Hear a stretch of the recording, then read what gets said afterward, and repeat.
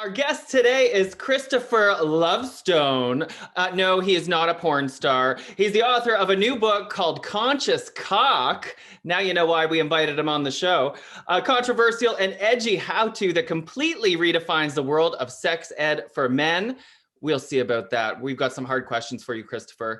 Kristopher is a sex educator and couples counselor from Costa Rica who has survived 6 divorces during his childhood. And through them, he says he's figured out how to change the rules of the relationship game so that people can actually have a chance to win. Hello, Kristopher. Woo! Oh, I'm so happy to be here, and I'm happy to have hard conversations.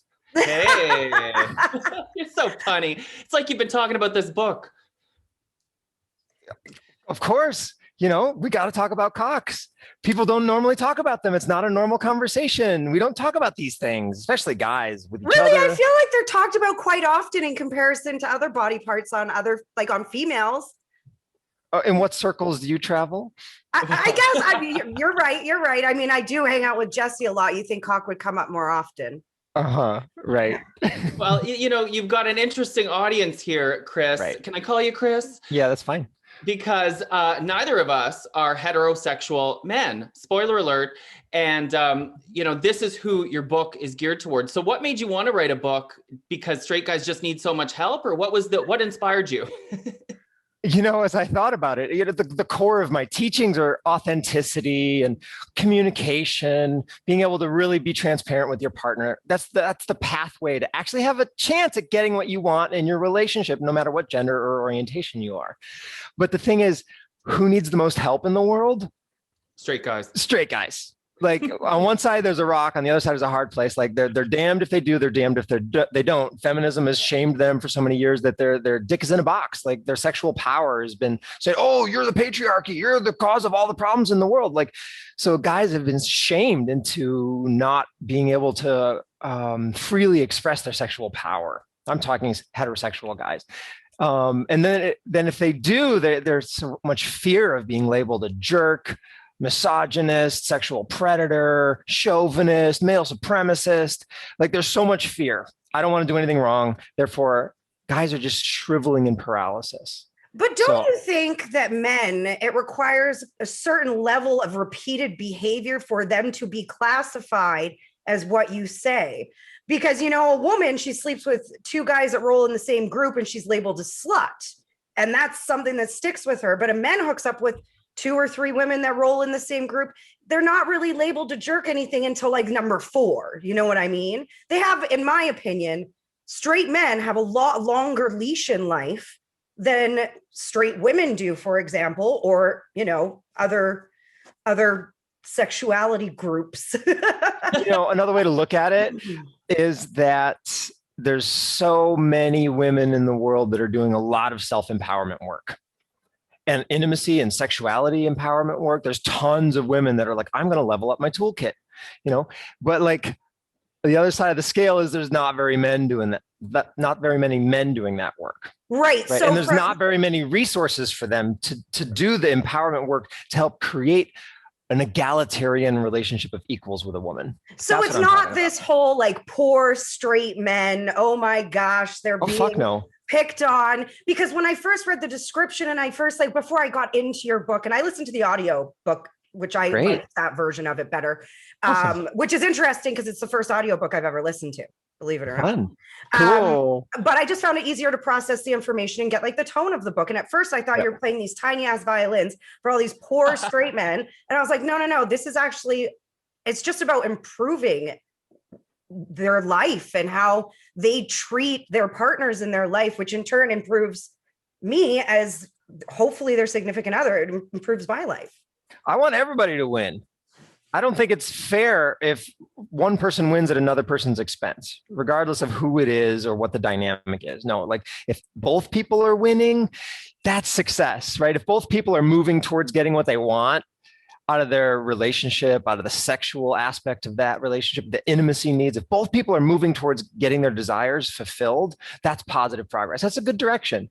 But guys need tools to put down these patterns that they inhabited from media and their parents, maybe their church, about how they're supposed to treat people. about how they're supposed to be self-centered or something like that. So many guys are doormats nowadays. They just get walked all over. And I'm trying to say, no, don't be a doormat.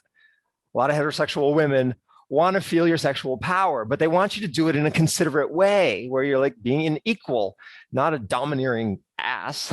Right, right. Isn't that interesting? Because Jenna, we've talked about it often, how like some of these movies where the woman gets kidnapped, or like, you know, the 50 Shades of Grey, like there's such a turn on, but in real life, nobody wants to get kidnapped or like sexually abused, but sometimes watching these things, it's hot. So your aim is to bridge that gap, is how can you have that hot sort of, you know, naughty scene, but still do it respectfully. If everybody's getting their needs met and everybody's got the ability to speak what's coming up inside their throat. Like sometimes there's something like your heart might be beating and you're like, there's something I need to say, but I'm afraid to say it for whatever your reasons might be.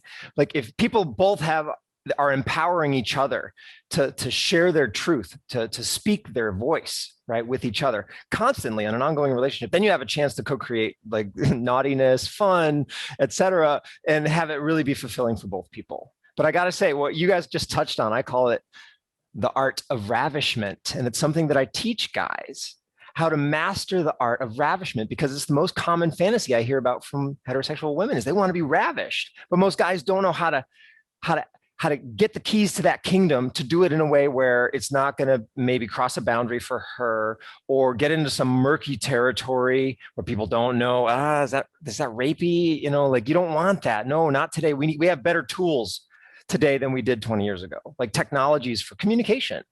And you can get into that ravishment fantasy and have all your delicious desires met. But if you need to have the tools to the toolkit. Yeah, it's so interesting that you say we have all this technology and all these new tools to use, but the way we approach relationships and the way we handle ourselves in relationship has not evolved that much. Well, that's what this is all about right here. Right. Okay. But what do you think is the biggest thing stopping this? Why have we not evolved? As human beings, we naturally evolve into all situations. I mean, we evolved into the internet. What has stopped us romantically from evolving as well? There is a large awakening that I'm seeing. I detect that there's a large awakening in, let's say, North American culture of feeling that our sexual repression, because the United States was founded by the Puritans, is so deeply ingrained on us, but that it's not natural. It doesn't fit our natural biology and physiology and emotional landscape. It's been pushed on us. It's like we're trying to fit a square peg into a round hole. It doesn't actually functionally work for us as biological sexual beings, right? So there's a trend towards sacred sexuality. A lot of people are studying Tantra nowadays, right? Or the yoni egg work for women. And that's very empowering for them to work their pelvic floor. It is for guys too. First chapter of my book, we talk about doing Cubits. Loved that chapter. You know? I thought it was such a great...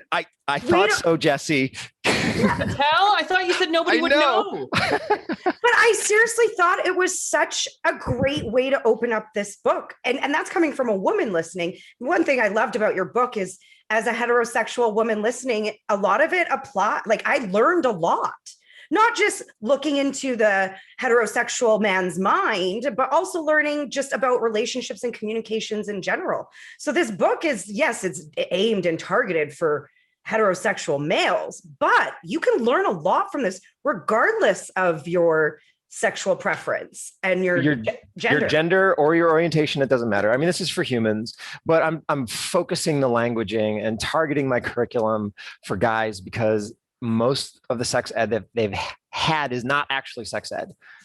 It's porn, which is actors for profit, right? In a capitalist business model. They have had no communication classes on intimacy education, on how to communicate in an intimate sexual relationship. That's not taught in junior high school, or college. You can't find a course in the course catalog about communication in intimate relationships. Well, in fact, they call it sex ed, but it's not. It's not. Puberty ed. That's what it is. It's puberty ed. They don't talk about sex at all, really. You know? It's avoid getting a sexually transmitted disease or infection and don't get pregnant. That's all the traditional model is. There's nothing that talks about pleasure. No. How do you give your partner pleasure emotionally, mentally, and physically? Do you know the map of their genitals, the human genitals? Like, do you really know all the pleasure parts and how they respond to different forms of touch? If you don't know that, you're shooting in the dark. Good luck, you know? You're just going to copy what you saw on some porn somewhere, and that's not going to give you emotional intimacy fulfillment. A lot of men need, sorry, I was going to say a lot of men need to take a map, that vagina map or the map to your whatever, and put it on top of their ceiling. You know. Oh, that's funny. I could make glasses with a little image scraped on the inside. Yeah. And you're looking at their girl like, okay, these are the You did a great job, Chris. I have to tell you, as a proud Gold Star gay, yeah, exactly. I listened to the audiobook and I learned more about vaginas than I ever thought I would know. So right. I think, yeah, like it's very educational. And I think it's interesting that Jenna said she enjoyed listening to it, even though it was geared towards straight men, because I have to tell you, got about halfway through and I thought, he doesn't care about guys at all. Chris is writing this so he gets laid, because any woman that listens to this is going to fall in love with you. You're saying everything that any girlfriend I've ever had wants to hear from a man. So you've done your research. Is it because you've had that many relationships, or where did you learn all this? I have had maybe 20 relationships in my life, and I'm 46 and I started at 18. So you can do the math, but the relationships that I'm in now are many years long, right? My wife and I have been together for 15 years. So I haven't been somebody who's gone to a lot of sex parties or sex clubs like San Francisco or Miami. I've never inhabited those cultures. I came from a very repressed background, growing up on a farm. The only way that I knew that you could have sex was in the container of a loving relationship. And the only way I ever saw that play out was that the relationships would last about 3 years and then they'd just explode and everybody would be hurt. And then everybody would go out and find new partners and start the cycle all over again. So I just repeated that pattern in my 20s until I woke up. And after I got my heart broken, I said, this whole system is fucked. I don't want to do this. I'm repeating what I grew up with. There's got to be a better way here. Let me try to figure that out. So, I'm teaching the tools that I use in my own life. And I'm working. Well, for 15 years, they've been working. Yeah, absolutely. Exactly. Like I, in my own life, want a really engaged, fulfilling relationship that lasts the test of time, right? I want to be sexual in my 90s still engaged, still sharing pleasure. I don't want it to dwindle and fade into apathy. I definitely don't want that. So I'm just teaching what works for me. Just try it on, see if it works for you. But it's, from my experience, what women, they tend to shake their head, nod their head and say, yeah, this is the stuff that guys need to know, because they don't understand women. Let's test one of your theories. Okay, go ahead, Jenna. I was just to say, before you move on from that, I will say, as a woman, we are partially to blame for men not knowing that, because just as it's hard for men to communicate, sometimes it's hard for us as well. Mostly out of fear of losing that person, fear of suffocating them, fear of, So yes, this book to me, and I think this is why I liked it as a woman so much, is because you were telling men everything we've been trying to tell them for so long, but just haven't been able to get through, or haven't been able to have the balls or kahunas to voice it to their partner. Yeah, there's so many factors about responsibility or who's at fault. Like there's so many contributing factors, and I don't personally find it beneficial as an educator to talk about who's contributing what, when, where, or how. I just want to give useful tools that help get going in a positive direction, right? Choose the right course heading and move that way. And these things help create trust. They help build intimacy. And if you're focusing on building trust and intimacy, like you're moving in the right direction. Just move in the right direction. That's what we all want to do. So I want to go through a couple of the teachings. We're not going to give everything away, right? But with we have resident straight woman in the room, so I want to see if some of these would, fly if Jenna was your girlfriend. So most of them I agree with totally. Not that I have a lot of experience dating women, but there was one in particular. I've met your ex, though. It's questionable. Yeah. There was one that I have a hard time believing would work. And that is when you want to break bad news to your girl. And maybe it's something that you had hidden from her that now you want to come clean about. I believe the example you used was you ran into an ex at a coffee shop and you had lunch with her. Nothing sexy happened, but you feel you should tell your girlfriend about it. How do you bring that up? And as a gay man, I've dealt with that. With family, I've dealt with that. And I would explain how they should bring that up. Okay. Imagine somebody's got something that's bubbling up inside of them and it's building up pressure and they really want to get it out, but they haven't said it. And the more they delay because they're waiting for the right moment, the more pressure builds up. And then eventually they can't handle it anymore and they just blurt it out. And like, it just derails the other person. It just hits them like a ton of bricks. Like they have no context. They haven't been forewarned that like some big news is coming, and like catches them totally off guard. And that goes really badly. Yeah, for or the everyone. other one is you wait too long that you miss the window, and now you feel like, well, I just can never tell her, and then she finds out from someone else, and forget it. It goes really badly. So what I teach is how to improve your chances of success. You can't guarantee anything, but you can do it in a way that's going to make it go better. Right. And if you're careful enough, if you bring enough care to it, enough forethought and consideration, then chances are it's going to go all right. Now, in the example of you bringing up something, that you feel bad about, that you feel like you have to come clean about, a come clean. Not talking about a wipe here that you use after sex. No, a come clean is what I'm saying. You got to get something off your chest that you need to feel like a weight lifted about. So first off is you got to ask them, like, or you got to tell them, notify them that there's something important that you want to tell them. Hey, there's something that's important. I got to talk to you, but is now a good time or not? Because it might not be a good time. She might have another thing on her mind. She might have a meeting in a minute. Like, be considerate, but notify them there's something you need to talk about. Like, okay, well, if now doesn't work, how about tonight? Or tomorrow? Like, I need to have some time to do this thing. And you're being considerate. You're not just vomiting on them, your process, all right? You're demonstrating care. Then when you do get to talking to the time to talk about it, you tell them that that you have something that you want to say, and you tell them why you're afraid to say it. Before you say it, before you tell them what you want to tell them, you tell them why you're afraid of telling them that thing.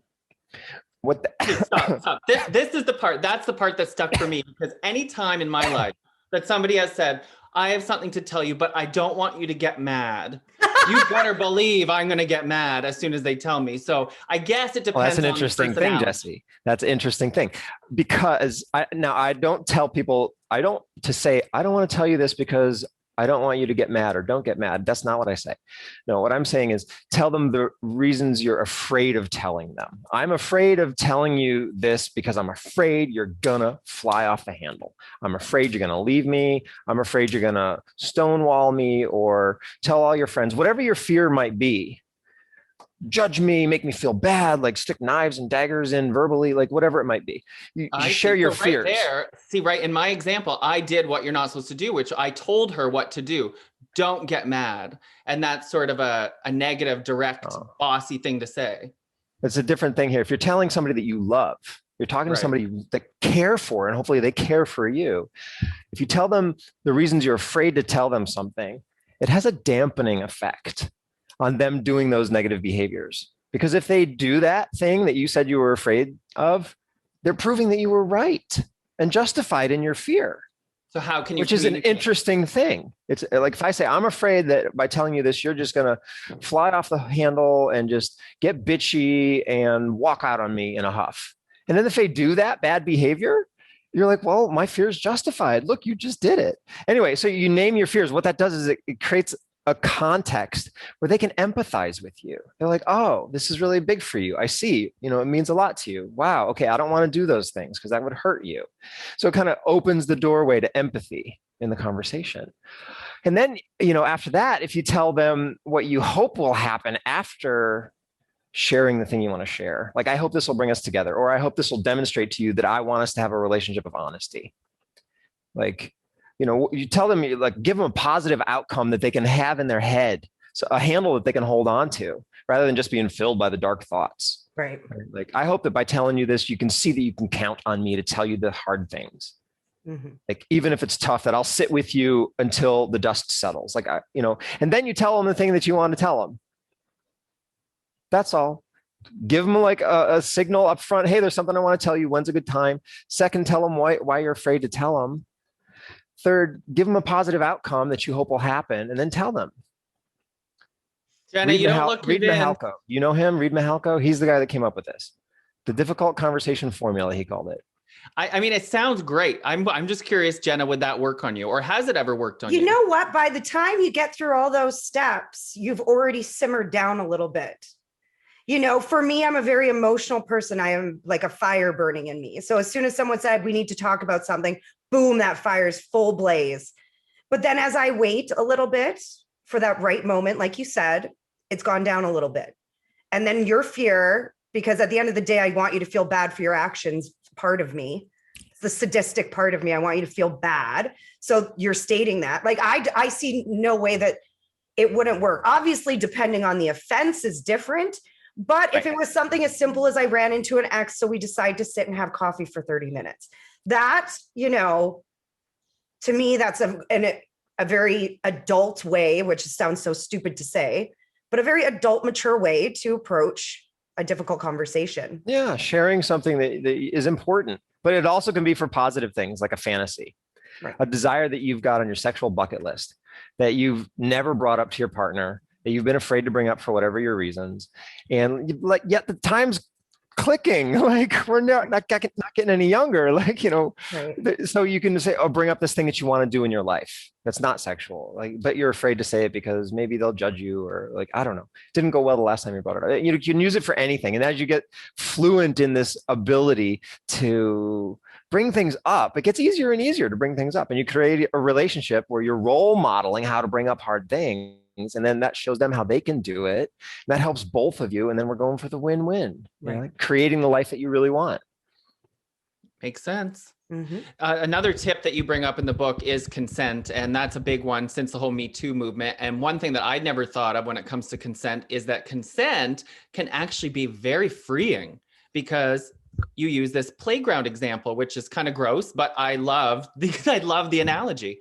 Yeah. Before you get into it, I want to say that how much I loved this chapter, because it caught me off guard. It didn't turn out the way I thought it was going to turn out. I thought it was going to be like, man, we can't do anything these days. We can't even tell a girl she's pretty, all this. But what it was, and I forget what the title of the chapter was, but it was something like putting the power in consent, and how you can actually use it as a tool for clear communication, which can lead to a better sex life and setting clearer boundaries that in turn can move, which is where the playground analogy comes in, which I love, is the bouncing off the fence, right? Okay. So I said, how do you wield the power of consent? If you think of consent as a power tool, turbo boost, right? Like it's really powerful. You have to be able to wield that. Otherwise you're going to get hurt, or somebody else is going to get hurt. And I teach consent as a self-empowerment, personal empowerment practice, which is not what most people think of when they hear consent. They think, oh, some feminist who's just bitching about guy coming on to her or something like that. That's not it at all. That's like 20-year-old idea of it. So the concept of the playground is like, let's say you have in your relationship, the playground, you could say, is the area in your relationship where it's safe to play with your desires and your intimacy and stuff like that. And that playground has a shape. Let's say it's a square, you know, and there's this metaphor that we learned in Cuddle Party of kids on a playground at a school. And there was a fence around the playground, but they removed the fence as a social experiment. And that what happened was that the kids stopped running all around the playground, and they huddled close to the teachers and the equipment in the center of the playground.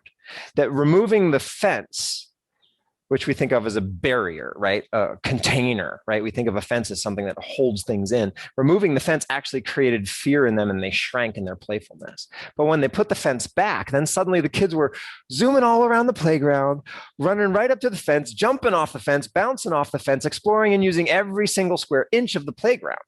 So it flips the script on what is a fence, what is a boundary, what is a limitation. It changes our understanding of it from it's something that limits us instead to something that allows us to relax into exploring everything that's within that container. Without the fence, the kids were afraid. They stayed in the center. They didn't explore the yard. With the fence, they felt free to explore everywhere within the container, right up to the edges. So in your relationship, if you don't have any boundaries, you're in this liminal zone. You're kind of like, I'm not sure what's good, what's not, what's okay, what's dangerous. So in that fear, you get paralysis. Maybe you're not courageous enough to try that new sexual thing that you want to try in the bedroom, for example. But if you define your boundaries, then you can play right up to that boundary in relaxation. And then in a sense, that's freeing to you. Oh, really? You want me to do that thing? Really? Okay, then we get to play with that thing. Yeah, because you gave your consent. You said what your boundary is. I want to do this, but not that. So boundaries can be freeing because then you can relax into enjoying the playground that you create within that boundary. And then the one thing that I love that you added too is that then those boundaries can change. That fence can move a little bit. Oh, yeah. You know, the more trust you acquire, the more those boundaries can open up a little bit more together. And that's the greatest thing is it's all done together as partners. It's not just like one person's into one thing and the other one's kind of just going along. It's like it's a lot of discovery. Oh my God, you're so right. And the boundaries can be fluid. Don't think of them as fixed. They're here today. They're what's present now. But if you continue building trust with your partner and they continue to build trust with you, what's going to happen is you're going to relax your boundary. The playground's going to get bigger. You're going to want to move that fence back and give yourself some more room to play with each other because you've built the trust. But if somebody betrays your trust, right, you're going to be like, no. Let's move these in. A smaller playground, more restrictions, less freedom to roam around and play. So they should be dynamic and just focus on building trust. But anybody who's interested in this stuff, you can get the audio recording of my Boundaries and Consent, 6 Rules to Change Your Life workshop on my website, consciouscock.com/downloads. Just 50-minute audio, listen to your headphones, and it totally frees you up in your life. There's a lot of good worksheets on there. There's a couple others I want to talk about, but part of what you were just saying about the boundaries and being open about your wants and desires is allowing yourself to be vulnerable, which is something that people find so sexy, but so many of us don't want to do. Why do you think people have such a hard time being vulnerable when it's something that so many of us crave in a connection? Oh, shame. We're ashamed of it, or we're afraid of being judged. What if I share that part of myself, that fantasy that I've always had, and then you just shame me and judge me? Right. Maybe you're not even paying attention to me. You're like texting, your focus is elsewhere, and you just say some like passing quip. And I just feel like devastated. I shared this deep thing. I finally worked up the courage. But if you don't preface that you're saying something that's important to you, you're not grabbing their attention. You're not setting the stage. Like it's about trying to create scenarios where you can both win with each other. So vulnerability can be sexy if you set the stage right. Yeah. So learn to make a safe space to have that conversation. Like bring up what your fears are, share what's really going on inside of you, share what you want to have happen by sharing that vulnerable thing, what your dream goal is. Maybe this vulnerability thing ties into straight guys taking care of their appearance, which is another chapter I appreciate so much. You appreciate it, Jesse. I appreciated. I bet. But here's what I was going to say is my people have been trying to help the straights for decades and we just can't get through. So finally, Chris comes along and says, trim your fucking nose hairs. Yeah. That's all we've been trying to say. But do you think, why do so many straight guys let their appearance go to the wayside? Is it because they're afraid of seeming like a failure or vulnerable if they admit they need to get a haircut? What's it about? I was just talking with somebody about this morning. Okay, the way I look at things is that a lot of us grow older but don't grow up. What I'm saying is that I have a boy, he's 7, 8 years old now, and so I know what it is to be a boy. I was a boy myself also, and he doesn't want to shower, he doesn't want to keep his clothes clean, he's just rough and tumble, he's getting into everything, and then he just doesn't care about washing his body. That's boyness in my experience. It's a boyish quality. And a lot of guys never stop that. They just grow older, but they don't actually shift from being that kind of child who needs somebody to badger them to clean themselves. They never shift out of that to kind of being the parent. Now I have shifted. I am a parent. So now I'm getting to to parent my child. So I'm like, come on, you got to wash your butt and your balls and your armpits. Come on, get in there. Soap. Like, you got to do this. But what we could say that part of growing up or becoming an adult or maturing is no longer needing to have a caregiver for us. Like we become that next generation, the one who can be a caregiver to someone else who's younger than us. No woman in a heterosexual relationship that I know wants to be a mother to her boyfriend or husband. Like that triggers this repulsion reflex in her. Like, oh my God, I've just got another kid to take care of. If his underwear's 3 years old and got poop stains on it, like she's like, oh fuck, it triggers this like yuck reflex. But if he's taking care of himself, like his mama taught him to do, if he had a mother, like taking care of himself as a mature adult would, rather than a child who doesn't, then like that's sexy. Oh yeah, look at him. He's taking care of his body. Like it's the only body he's ever going to have, and he's taking care of it, so it's going to last a long time. There's an effort mismatch between men and women, right? Yeah. Women put in so much effort into their appearance. Oh my God, oh your clothes, oh your hair, oh your nails, oh all the skincare products, oh my God, your makeup. Like how much effort? And into the house, how much effort do you put into like your bedroom and making curtains, like new sheets, like whatever, keeping the kitchen clean. And guys, like so I'm trying to bring this effort to a match. Like women, you don't have to do so much. Guys, do some more. Like both be in this kind of egalitarian space. So I think it just has to do with guys not moving into this role in their lives of being the adult rather than being the one who needs to be cared for. Yeah, it's like childish behavior rather than mature behavior. Yeah, and you're right. The way it makes a woman feel, it doesn't repulse me, but it's kind of like, shouldn't you know this by now? I was talking to my friend just as I was listening to that chapter, and I told her, like, I was telling her about the chapter, and she laughs and she goes, shouldn't they be doing that like all the time since they were young? Like, she goes, it seems like basic hygiene. And I go, yeah, but you're right. A lot of them just skip that. And they can't all be that lazy. It's just staying in this boyish mindset. Yeah. But shifting out of that into what I'm going to call an adult mindset, from a childish mindset to an adult mindset, is like empathy for other people. That's a thing that adults have that kids might not have yet. They're very self-centered as young children. That's their world. It's part of the human development process. And as we mature into adulthood, we learn empathy, the skill of caregiving. So that is part of becoming an adult and mature, but not necessarily a part of growing older. They're separate things. I think you're probably right on the money with that. I was wondering too, if there was a element of like homophobia or stigma with it, because you remember back to the 90s, we're all old enough to remember when like guys couldn't even get their hair done without being made. I mean, it's in a Shania Twain song, shamed for combing your hair. Like we've come a long way since then, where now guys are allowed to take care of their appearance, but there's still a stigma with guys, getting Botox, wearing makeup, some of these things. We're not all the way there, but we've come a long way. Do you think it is like the homophobic thing from back in the day? Well, that definitely is part of it for a lot of guys. When I say you got to wash your asshole, you got to wash your asshole. You have to wash your You got to get right cock. in there. If you got foreskin and you're uncircumcised, you got to get under there and wash it every day. Thank you for that part. If you want to have a hot sexual relationship with your partner, you need to have genital hygiene be one of your top priorities. And your breath has to smell okay. You got to use mouthwash and brush your teeth and floss. Go to the dentist and get a cleaning. Plaque is not sexy. All a turnoff, So just saying. Testify. Best basic hygiene. Oh, okay. Anyway, you said, is there homophobia to it? Yes, there is homophobia to it, especially washing your asshole.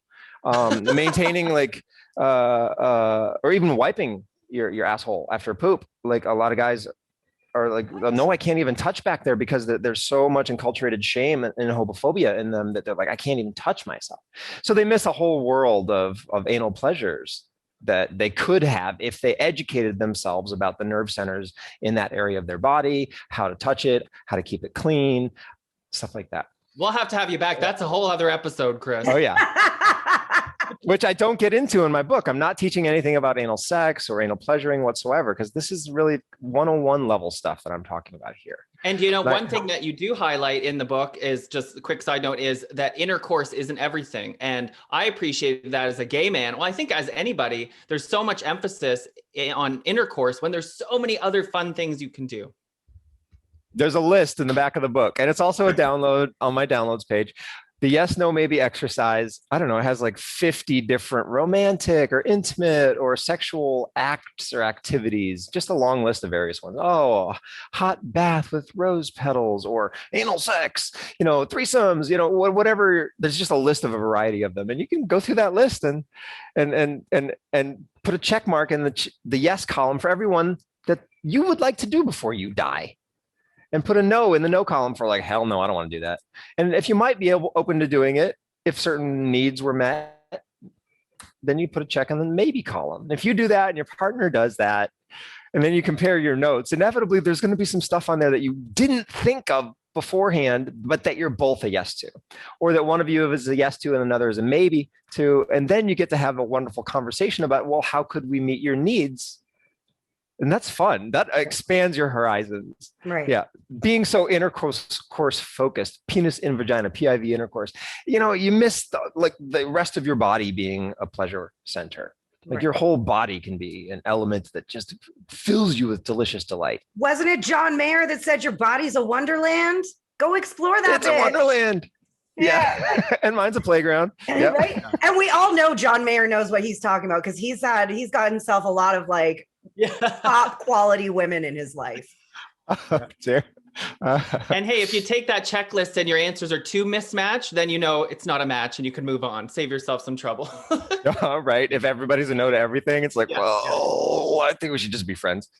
So something that Jenna, you've been talking about a lot recently is something called love languages, which is, I'm not totally familiar with what that means, but there's a whole chapter in the book on love languages. And I believe that's one of the worksheets on your website too. You can go find out what your love language is. So what are love languages? I had a really hard time with this chapter because I've never been able to figure out my love language. And you even said, if you can't figure out your love language, you don't know how to accept love, which is something my psychic told me, funny enough, not too long ago. But I always have troubles with the love languages, because I feel like when I try to think of it, it's like a mix of them all. So there's 5, correct? That's okay. Well, the original version of it is that there's 5. Yeah.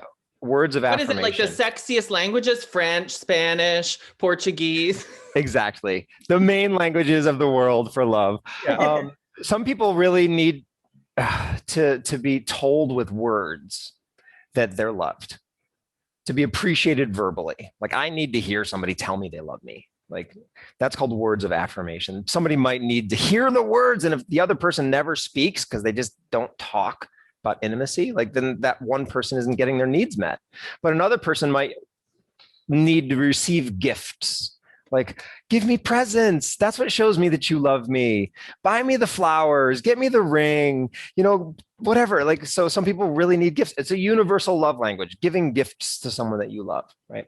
And then another one is the physical acts touch. of service. Oh, physical touch is another one. Acts of service. Like if I do something for my wife just because I love her, I'm just taking something off of her to-do list, or doing something for her that I know that she really wants to get done, or that she really loves to have done for her, like serving her.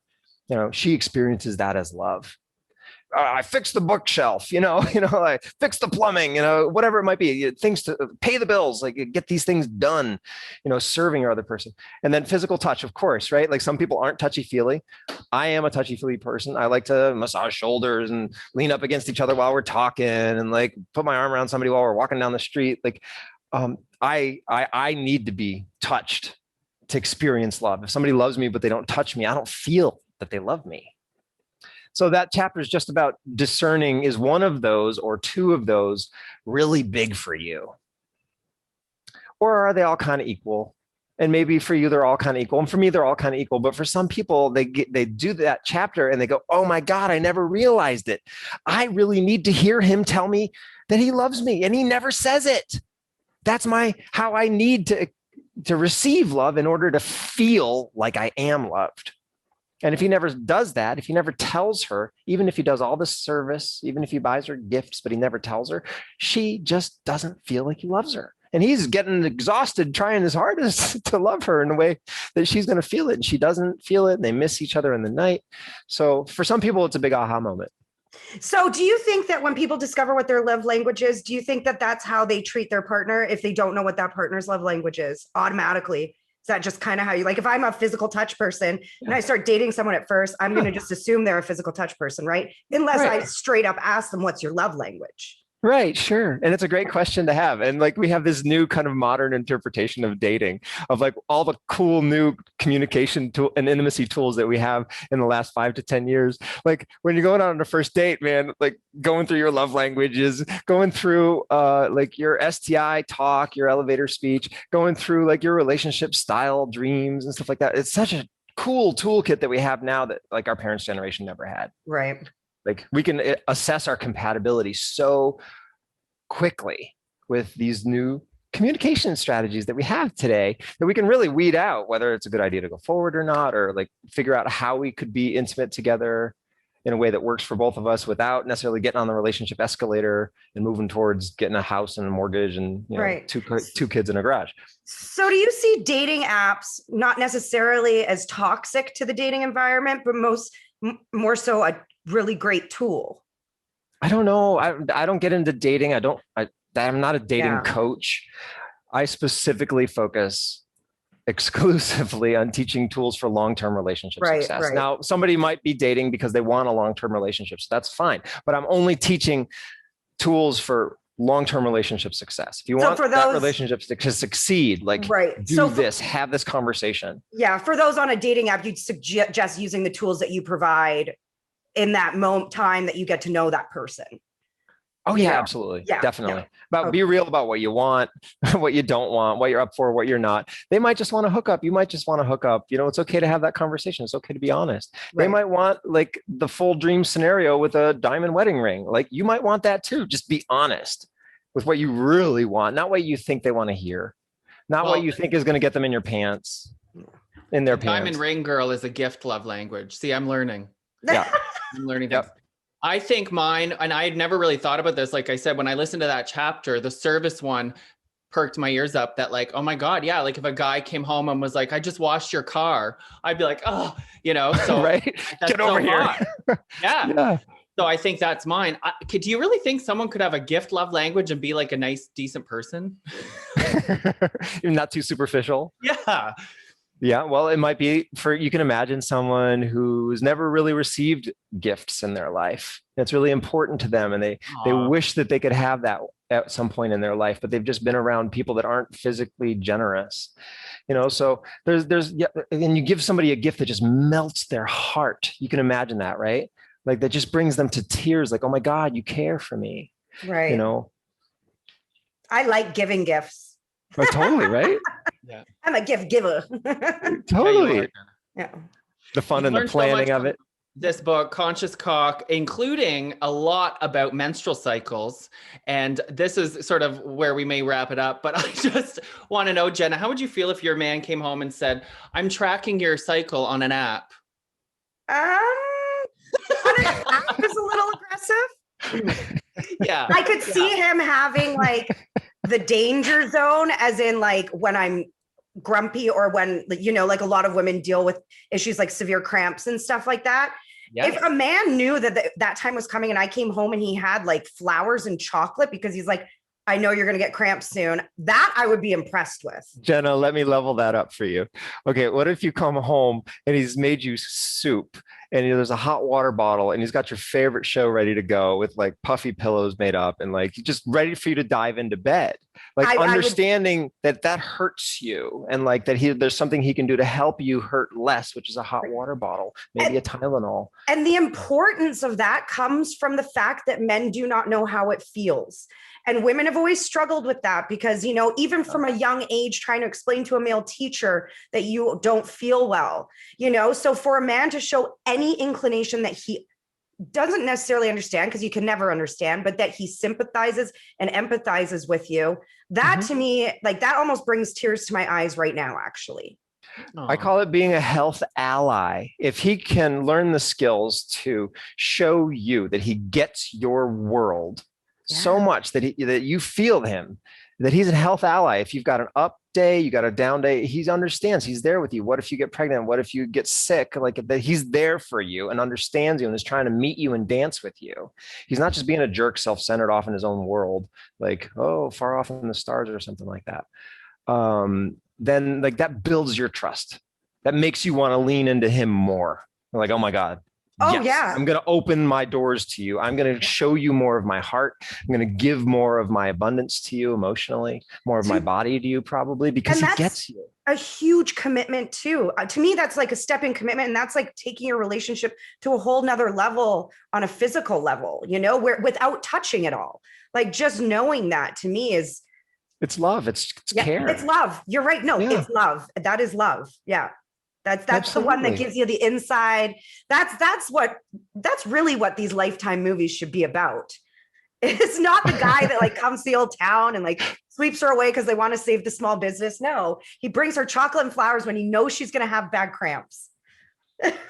And the flips. So let's just back up. Okay, Jesse, you said, oh, what if you come home and you say, I'm tracking your period on an app? That's not going to go well. You haven't set the context. You haven't prepared her for the news.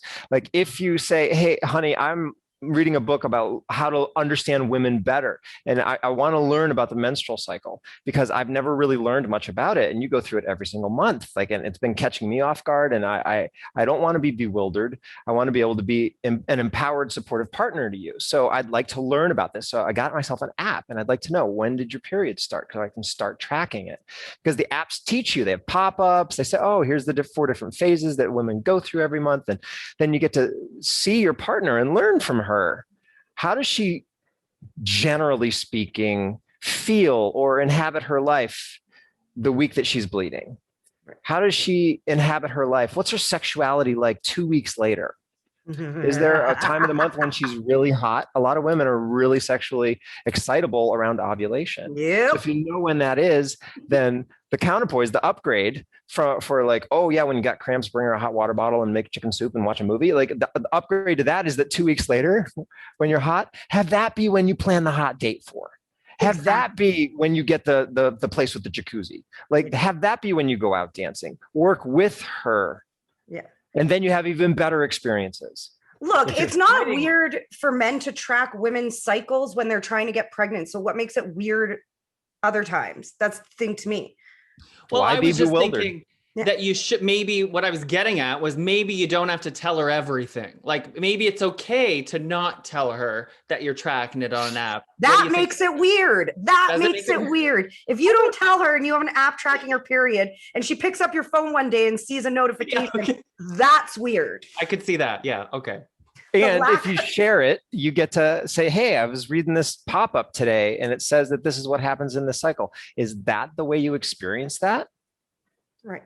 Right. You can, it can be a segue to having conversations, because the way that this woman experiences her period in the luteal phase may not be the same way that this woman experiences her period in the luteal phase. And the way you experience it now might be different 5 years from now. We're all moving targets, but having something that's like on the table, an open conversation, we can ask a little question and get a little answer, and it helps us both and we move forward. Like that's great.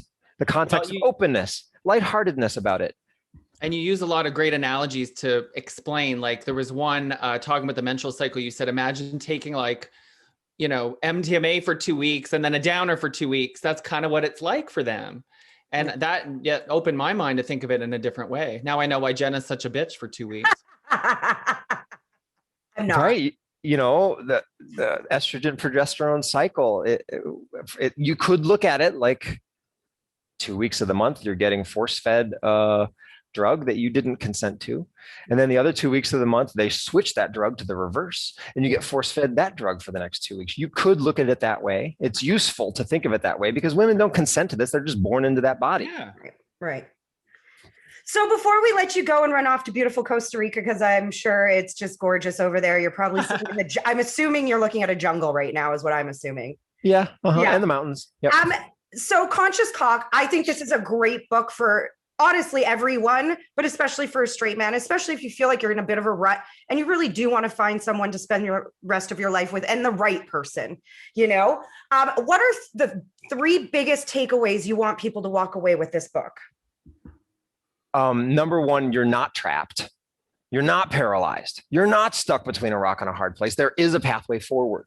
Just learn a few tools, like how to bring up difficult conversations and have them, understand women, and learn a bit about anatomy and physiology. And you're going to have a roadmap to navigate things that you've never had before.